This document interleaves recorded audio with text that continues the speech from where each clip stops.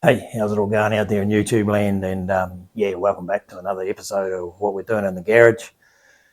And if this is the first one you're watching, then yeah, what are we up to today? We're carrying on with the old part 3 of the pig sticker build. Decided to make myself a pig sticker. Am I ever going to go and stick pigs with it? Well, probably not, but I just wanted to have one, as it were, which is a good thing about custom knives and making them in your garage. You can have whatever you want.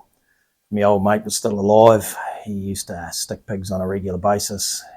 I'd probably give it to him when it was finished, but he's not, so it'll probably end up in a drawer. But never mind, that's another story. I digress. So we're going to carry on. If you've seen part 1 and part 2, you'll know what we're up to. And if you don't, then what I'm trying to do is I'm trying to get a bit of a hybrid knife, something between this little beastie here and this old thing here I've refashioned and remade and done over the years. But anyway, I digress again. So what we're up to now is we put the bevels on, shape the blade naturally, put the bevels on, put a guard on it, and yeah, it's coming up all right. I'm happy with it so far. So what we're going to do from here, we're going to trim these up, like I said, or not said, and we're going to fit the scales, give it a bit of a tidy up and finish off, and yeah, that's what we're up to. So without any more jibber jabber, it's a beautiful day here in paradise again, and yeah, I hope this video is finding you safe and well. So let's get into it without much more talk, and we'll get this done. Alrighty, so a little bit of a close-up here to see where we're at and where we've got to go. You can see I've got the basic shape from my initial pattern that I had here, and naturally, as with everything I'm making here, it evolves as I go, and I've got that bevels put in there, which you can't see under the tape. What I've tried to do, because it's a bit of a sticker stabby type thing, is I've kept quite a bit of meat in here.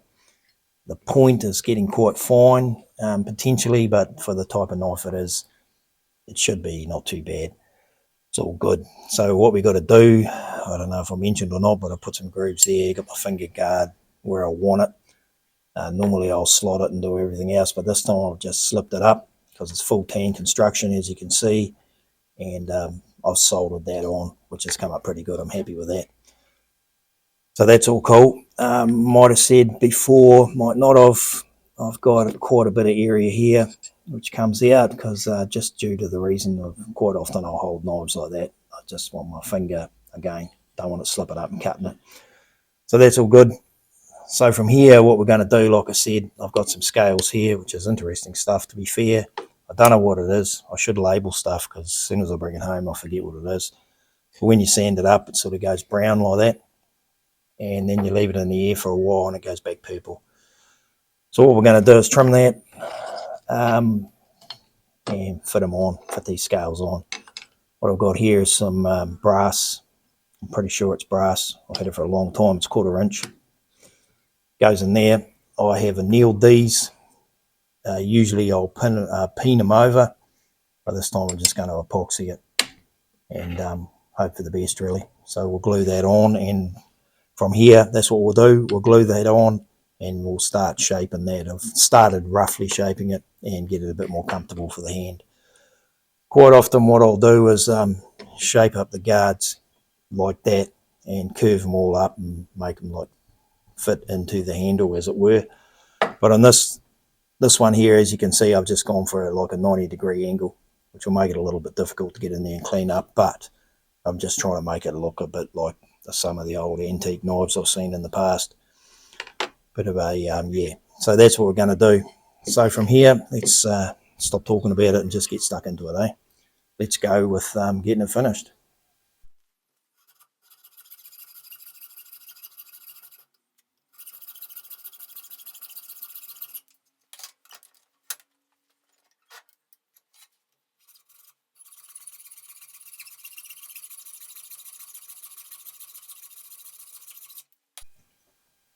Glue up time, and yeah, just my thoughts on the matter is I'll give it a test fit because I've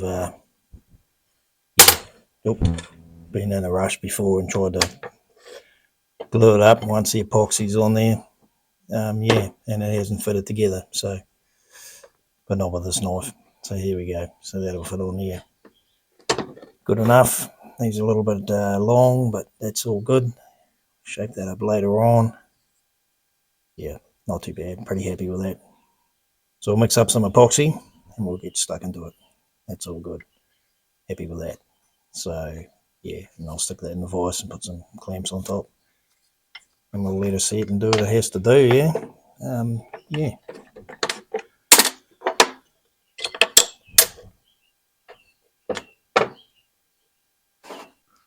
So what I'm using here is an ADOS epoxy 2-part 50/50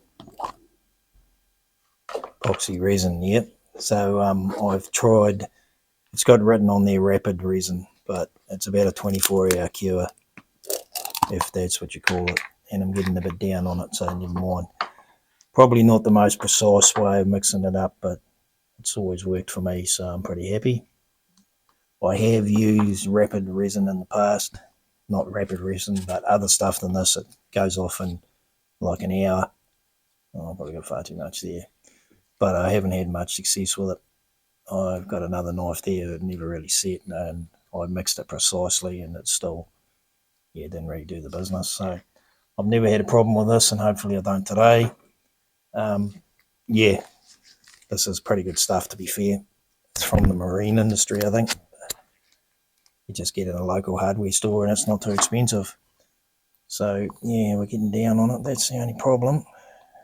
So it's 50/50 hardener. I'll get it pretty right. Usually go a little bit more in the hardener, probably shouldn't, but that's what I do. Just put it on there, give it a good mix up. It'll be good.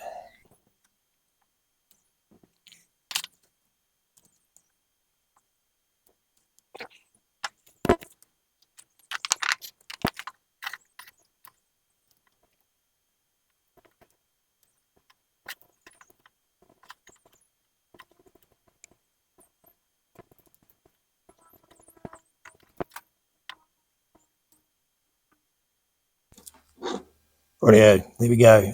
What you haven't seen me do is I've actually given these these surfaces a bit of a rough up,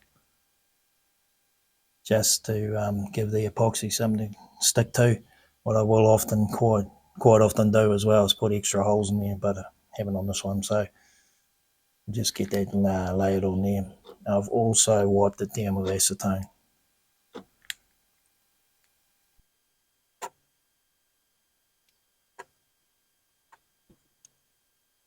It's like I hope for, but never mind.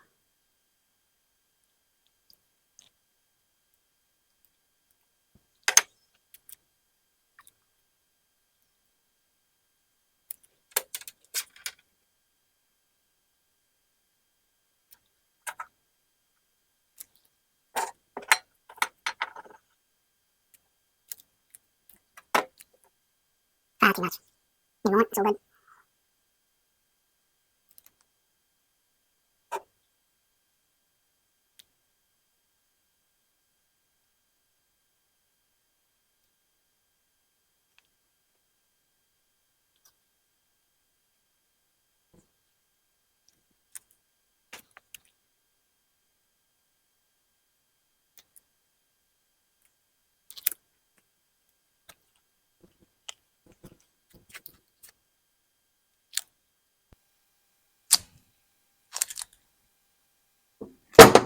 Right, we'll clamp that in the vise and all the rest, and we're good to go.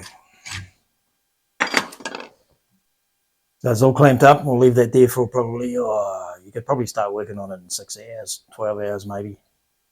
I'll leave it 24, all clamped up like that in the vise, and that should be good to go.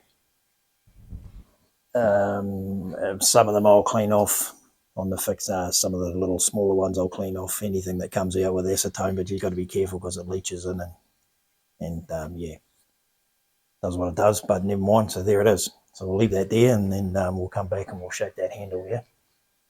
Cool. So the handle's all epoxied on, good to go. Yeah, my process is, and it's only the way I do it, but what I'm going to do now is I'm going to trim these in the bandsaw. I could do it on a sanding belt, but I don't want them getting too hot because it'll melt this epoxy. Then I tend to take the profile down on the sides, get that the same distance, as good as I can get, and then I'll shape there, and then we'll round it off. So yeah, let's go do that.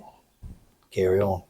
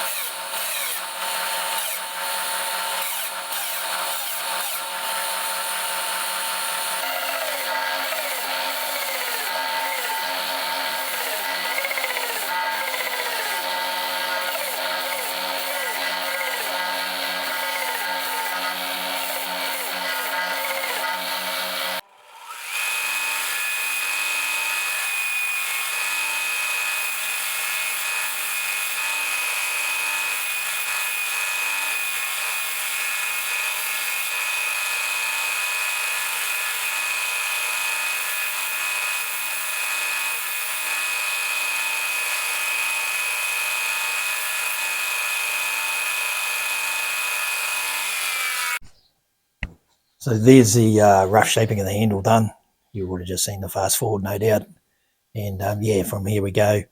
From where I go from here is what I'm going to do is I'm going to have to give it a sand. And I've got the normal sandpaper, and I'm going to have to get in here with files and everything else. As you can see, I've got a 90-degree thing there, which is where I've done the guard, and I'll have to refine that. You might have seen me take that back to the Abbott Nashby, tidy that up, and yeah, I'll round it off and do bits and pieces and all the rest of it. What I do use a little bit now, and what I've been doing is never seen anyone else do it, but anyway, so what I'll do, I've got this, if you can see it, I think they call it emery tape or emery cloth or whatever they call it. It's just sandpaper, but it's got a real good backing on it, so you can hold both ends, get it down there, and that sort of thing. You get the picture. So quite a bit get out of here, but yeah, it's tidy up now, give it a tune up, get it nice and even as I can, and then I'll go this way when it's all right, and you'll see all that, and it'll be all good. So yeah, let's get that done, and we're nearly there.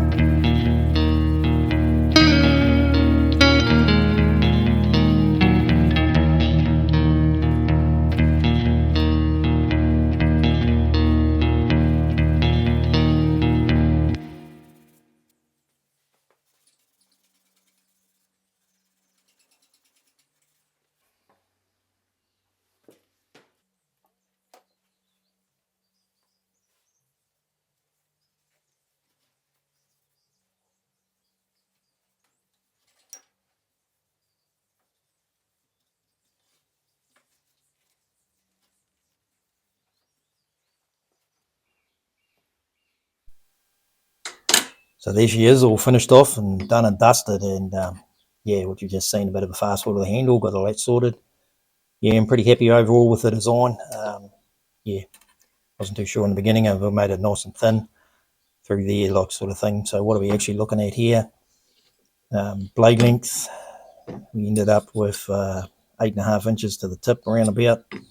Handle, which I thought would be too long, but that's 5 inches, which is a little bit longer than I normally do, but no, it's all comfortable and nice. Now I can get enough room in there to choke it as I normally hold it. The grooves on top could have been a little bit further forward, but you know, all room for improvement in the future. Overall, I'm really happy with the design.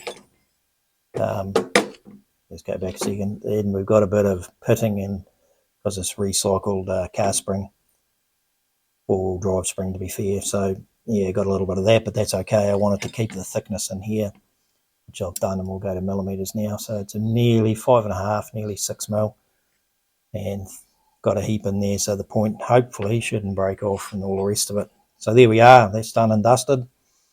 So what we'll do from here, we'll do a little bit of an outro, still a little bit of sanding I can do to tidy up those little scratches and stuff if I feel like it. So like I said, we'll do an outro, call it a day, and yeah, thanks for watching. So there it is, part 3 of the old pig sticker build. I'm pretty happy with the end results. There, so now I've got myself a pig sticker. Do I need a pig sticker? Well, probably not, but that's the joys of custom making knives in your own garage, really. You can make whatever you want, whether you need it or you don't. So there it is, I'm pretty happy with the results. Yeah, come up really good. Can't grumble about that whatsoever. Yeah, really good. So I took my original pattern, roughed it out on the old CAD, and made that. And originally what I said I was trying to do, get a hybrid, something like that, a little bit different. A little bit narrower in there, more of a spear tip on it. It's quite pointy on there, but I suppose it should be if it's a pig sticker. I'm still, like I've just said, I've got room to choke it up like that, which is normally how I hold it if I'm doing, but you can go back here and it's all good. Handle I thought would be too long, but in the end, no, I'm pretty happy with it. It's good. It's, yeah, real good anyway. That's enough of that. The old hollow grinding, there's a wee bit of a subtle hollow grind. There's definitely a convex grind on it. I got that sorted. I have to work on the hollow grinding, try and get my platens worked out and all the rest of it. But yeah, that's another story for another day. So without any more jibber jabber going on with that, I hope you enjoyed those videos, and yeah, hope you're really enjoying what you do and having a good time. Cool.